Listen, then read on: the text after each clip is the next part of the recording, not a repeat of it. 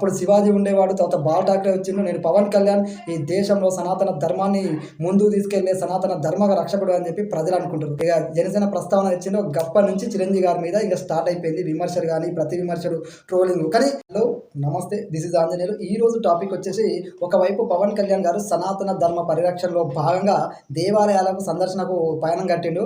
మరొక వైపు మెగాస్టార్ చిరంజీవి గారు జై జనసేన అనగానే ఆయన మీద విమర్శలు, ప్రతి విమర్శలు, ట్రోలింగ్ అయితే స్టార్ట్ అయిపోయింది. అదేవిధంగా చిరంజీవి గారు, మా ఇంట్లో అందరూ ఆడపిల్లలు ఉన్నారు, ఒక వారసుడు కావాలని చెప్పి ఆయన కోరుకుంటూ, ఆయన కోరుకోవడమే తప్ప, అదేవిధంగా పవన్ కళ్యాణ్ గారితో పాటు తన కుమారుని కూడా ఈ యొక్క దేవాలయాల సందర్శనకు తీసుకెళ్ళిండు. అయితే ఆయన కుమారుడు అఖిలానందన్ సినిమాలోకి రావడానికి ముందు దేవాలయాల సందర్శన చేస్తాడ. అదేవిధంగా చిరంజీవి గారి మీద వస్తున్న విమర్శలపైన పవన్ కళ్యాణ్ గారి స్పందన ఏ విధంగా ఉండబోతుంది, చిరంజీవి గారి ఈ విమర్శలన్నింటి మీద ఏ విధంగా స్పందించబోతాడు, అసలు ఈ కుట్ర చిరంజీవి గారి మీద విమర్శలు చేయడానికి ఈ కుట్రకి కారకులు ఎవరు, అసలు ఎందుకు ఇంత పెద్ద ఎత్తున చిరంజీవి గారిని విమర్శిస్తున్నారు. అదేవిధంగా పవన్ కళ్యాణ్ గారు ఉన్నట్టుండి ఇప్పుడు ఈ యొక్క దేవాలయాల సందర్శనకి, సౌత్ ఇండియాలో ముఖ్యంగా దేవాలయాల సందర్శన చేయాల్సిన అవసరం ఏమొచ్చింది, తమిళనాడులో ఎన్నికలు రాబోతున్నాయి కాబట్టి బీజేపీ పవన్ కళ్యాణ్ గారిని పంపించిందా, లేదంటే తమిళనాడు ఎన్నికలే టార్గెట్గా పవన్ కళ్యాణ్ గారు ఈ రోజున సనాతన ధర్మం భావజాలంతో ఈ యొక్క దేవాలయాల సందర్శన చేస్తాడా అనేది ఈరోజు మన టాపిక్లోకి వెళ్ళబోయే ముందు ఒక లైక్ ఇవ్వడం మర్చిపోకండి. వీడియో పూర్తిగా ఉండి నచ్చితే మాత్రం సబ్స్క్రైబ్ చేసుకోండి. చలో టాపిక్లోకి వెళ్దాం. ఈ రోజు టాపిక్ వచ్చేసి, పవన్ కళ్యాణ్ గారు ఒకవైపు సౌత్ ఇండియాలో ఉన్న దేవాలయాలను సందర్శించడానికి ఆయనతో పయనమైండు తన కుమారునితో పాటు. మరొక వైపు చిరంజీవి గారి మీద విమర్శలు వస్తున్నాయి. ఫస్ట్ చిరంజీవి గారి మీద ఎందుకు విమర్శలు వస్తున్నాయి అనేది మనం మాట్లాడుకుందాము. చిరంజీవి గారు ఒక్కసారిగా ఒక ఆడియో ఫంక్షన్కి వచ్చేసి జై జనసేన అని చెప్పేసి మాట్లాడిండు. అదేవిధంగా జనసేన పార్టీ అనేది ప్రజారాజ్యం నుంచి రూపాంతరం చెందింది, అదే జనసేనగా మారిందని చెప్పి స్పష్టంగా మాట్లాడిండు.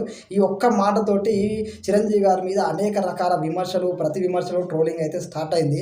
అయితే చిరంజీవి గారు ఎన్నికలకు ముందు, ఎన్నికల తర్వాత మాట్లాడుకుంటే, ఎన్నికలకు ముందు నుంచే పవన్ కళ్యాణ్ గారికి ఓటేయాలని స్వయంగా చిరంజీవి గారు వీడియో చేసి ఎన్నికల ముందు నా తమ్ముడిని అదేవిధంగా పార్టీని గెలిపించడని చెప్పి పిలిపించిండు. ఆ తర్వాత ఈ అభిమానుల్లో ఈ గందరగోళం ఉండిపోయింది. ప్రజారాజ్యం తర్వాత గ్యాప్ వచ్చింది. ప్రజారాజ్యం పార్టీ కాంగ్రెస్లో కలిసినప్పటి నుంచి ఈ అభిమానుల మధ్య కొంచెం గ్యాప్ అయితే వచ్చింది. వాళ్ళు కాంగ్రెస్లో పోవాలా, ఇటు జనసేన నడుచుకోవాలని వాళ్ళు గందరగోళం ఉన్నారు. ఇవన్నింటికి చెక్ పెడుతూ చిరంజీవి గారు జై జనసేన అనగానే మొత్తం అభిమానులందరినీ ఒకవైపు తెచ్చిండు, ఒకే తాటి మీద తెచ్చిండు. మన అందరం జనసేనకి సపోర్ట్ చేయాలి, మన పార్టీ జనసేన, ప్రజారాజ్యమే జనసేన పార్టీగా రూపాంతరం చెందింది కాబట్టి మనం జనసేన వెంటనే పయనం కావాలని చెప్పి క్లియర్ కట్గా, ఎలాంటి అది లేకుండా, గందరగోళం లేకుండా అభిమానులందరినీ ఒక తాటి మీద తెచ్చిండు. ఇక్కడైతే మెగా ఫ్యామిలీ అనేది ఇప్పుడు ఓన్లీ ప్రజారాజ్యం తర్వాత ఇప్పుడు జనసేనని అన్నట్టుగా చిరంజీవి గారు చాలా రోజు క్లియర్ కట్గా వాళ్ళందరినీ ఆయన మాటతో ఒక తాడు మీకు వచ్చేసి చిరంజీవి అభిమానులు, చిరంజీవి యువత, పవన్ కళ్యాణ్ అభిమానులు, మెగా ఫ్యామిలీ అనేది ఒక మొత్తం ఓవరాల్గా జనసేన పార్టీ అనే విధంగా చిరంజీవి గారు క్లియర్ కట్గా ఆదేశం పంపిండి. ఇది చాలా మందికి నచ్చట్లేదు. ఎందుకంటే ఖచ్చితంగా చిరంజీవి గారు జనసేన గురించి ఇన్ని రోజులు మాట్లాడలేదు, ఎన్నికల ముందు మాట్లాడిండు, తర్వాత జై జనసేన అని మొదటిసారి అన్నాడు. తమ్ముడి పార్టీయే, తన పార్టీయే రూపాంతరం చెంది జనసేనగా మారింది అన్నాడు. కాబట్టి ఐక్యత వచ్చేసరికి చాలా మందికి నిద్ర పడతలేదు.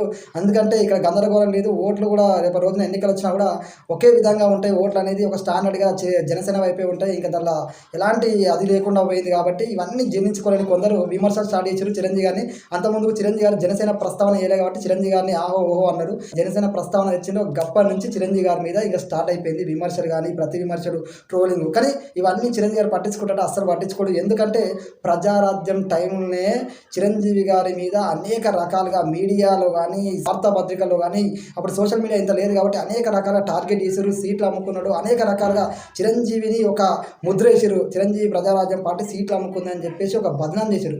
ఈ బదనాం చేసినప్పుడు అనేక రకాలుగా అందరు నాయకులు, ఆయన పార్టీలోకి వెళ్ళి బయటికి వెళ్ళిన నాయకులు, అదే ఆయన పార్టీతో పాటు ఆయనతో ప్రయాణం చేసిన నాయకులు, ఆయన నమ్మిన వ్యక్తులు అందరూ ఆయన విమర్శించడం మొదలుపెట్టారు.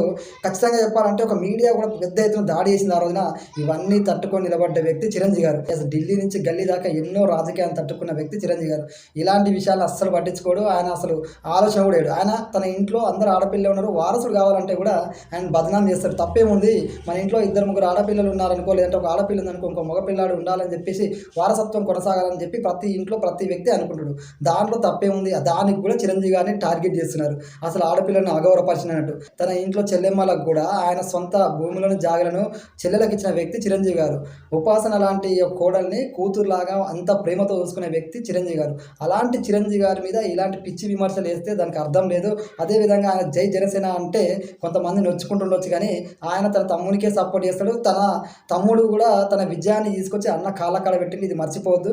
చిరంజీవి గారు ఏదైతే జై జనసేన అన్నాడో, ఆయన అనక ముందుకే పవన్ కళ్యాణ్ గారు తన విజయాన్ని తీసుకొచ్చి అన్న కాళ్ళ పెట్టి ఎప్పుడైతే మోడీ గారితో స్టేజ్ పంచుకొని అభివాదం చేసిండు, ఏకంగా పవన్ కళ్యాణ్ నేను అని ఎప్పుడైతే అండో ఆ క్షణాన స్టేజ్ మీద అందరు చూస్తుండగా ఆయన కాళ్ళు మొక్కి నమస్కరించిండు. ఇది అన్నదమ్ముల బంధం. ఈ బంధాన్ని ఎవ్వరు ఎన్ని విమర్శలు చేసినా విడదీయలేరు. ఎందుకంటే చిరంజీవి గారు పవన్ కళ్యాణ్ గారికి ఉన్న బాండింగ్ అలాంటిది. ఈ రాజకీయాలు వాళ్ళని విడదీస్తాయా చెప్పండి? అస్సలు విడదీయలేవు. కాబట్టి కొంతమందికి మండుతుంది.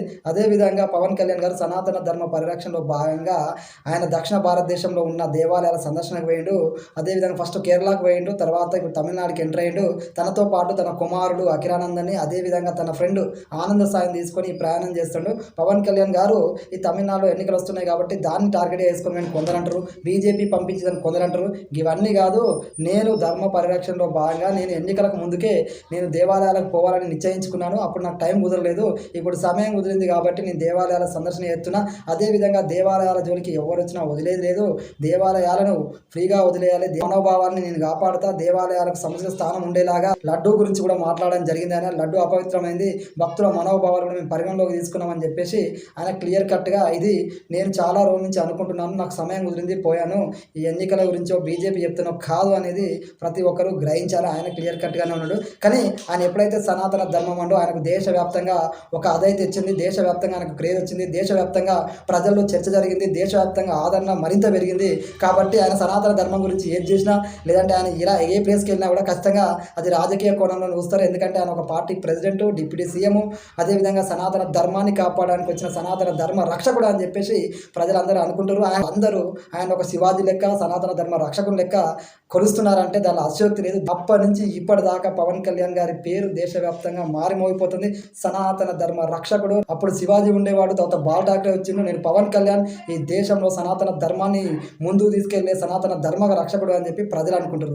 ఆయనతో పాటు ఆయన కొడుకు పోయిన, ఆయన కొడుకు పోగానే నిజంగా ఓజీ అని చెప్పేసి అభిమానులు వస్తారు. ఆ ఓజీ సినిమా ఆయన కొడుకు ఆయన కలిసి ఎప్పుడైతే ఈ దేవాలయాల సందర్శనకు పోయినరో ఆ ఇద్దరి ఫోటోలను వీడియోని చూసి అభిమానులు మురిసిపోతారు. వాళ్ళందరికైతే ఓజీ సినిమా ముందే వచ్చింది అనే విధంగా వాళ్ళ సంబరాలు ఉన్నాయి. పవన్ కళ్యాణ్ రాజకీయాల్లో బిజీ అయితే అఖిరానందాన్ని మూవీలో దింపాలని చెప్పి వాళ్ళు డిమాండ్ చేస్తారు. నిజంగా చెప్పాలంటే పవన్ కళ్యాణ్ గారిని అఖిరానందాన్ని ఒకే ఫేమ్లో వచ్చేసరికి అభిమానుల ఆనందానికి అవధులు లేవు. అయితే పవన్ కళ్యాణ్ గారు ధర్మ పరిరక్షణలో భాగంగా దేవాలయాల సందర్శన అయిపోయిన తర్వాత రాష్ట్రానికి వచ్చిన తర్వాత ఖచ్చితంగా చిరంజీవి మీద వస్తున్న విమర్శల్ని సుచితంగా ఆయన నిశ్చితంగా గమనిస్తాడు. ఇవన్నింటికి ఏదో ఒక రోజు మాత్రం పవన్ కళ్యాణ్ సమాధానం చెప్తారు. ఎవరినన్నా ఆయన ఊరుకుంటాడేమో కానీ ఖచ్చితంగా వాళ్ళ అన్ననంటే అస్సలు ఊరుకోడు, ఎవడి మాట వినడు. ఎందుకంటే మనం ఆయన సినిమాలోకి వచ్చిన దగ్గర నుంచి నేటి దాకా చిరంజీవి అంటే ఆయనకు ప్రాణం అనే విధంగా మనకు అర్థమైపోయింది. ఆయన విజయాన్ని ఆయన కాళ్ళ పెట్టినోడు. అమ్మ నాన్న తర్వాత నాకు మా అన్న వదినే అమ్మ నాన్నలు తప్ప నాకు ఈ భూమి మీద ఒక బలమైన గౌరవం, అదేవిధంగా అమితమైన ప్రేమ మా అన్న వదిన మీద ఉంటుందని 100 సార్లు చెప్పిన వ్యక్తి పవన్ కళ్యాణ్ గారు. ఆ ప్రేమ, ఈ విమర్శలు ఏవైతే ఉన్నాయో ఆ ప్రేమ ఖచ్చితంగా సమాధానం చెప్తుంది అని అందరూ అనుకుంటున్నారు. నిజంగా చెప్పాలంటే పవన్ కళ్యాణ్ గారు చిరంజీవి గారి బంధం, అన్నదమ్ముల బంధం ఏదైతుందో దేశవ్యాప్తంగా ఆ రోజు ఆయన విజయాన్ని ఆయన కాళ్ళ పెట్టినప్పుడే అర్థమైపోయింది. పవన్ కళ్యాణ్ గారు ఏ సనాతన ధర్మ పరిరక్షణ ఏదైతే ఉందో అది ఆయన చాలా రోజు సమయం దొరికింది కాబట్టి పోతున్నాను, దీనిలో రాజకీయ కోణంలో స్పష్టంగా చెప్పడం జరిగింది. జై హింద్. వీడియో నచ్చితే సబ్స్క్రైబ్ చేసుకోండి.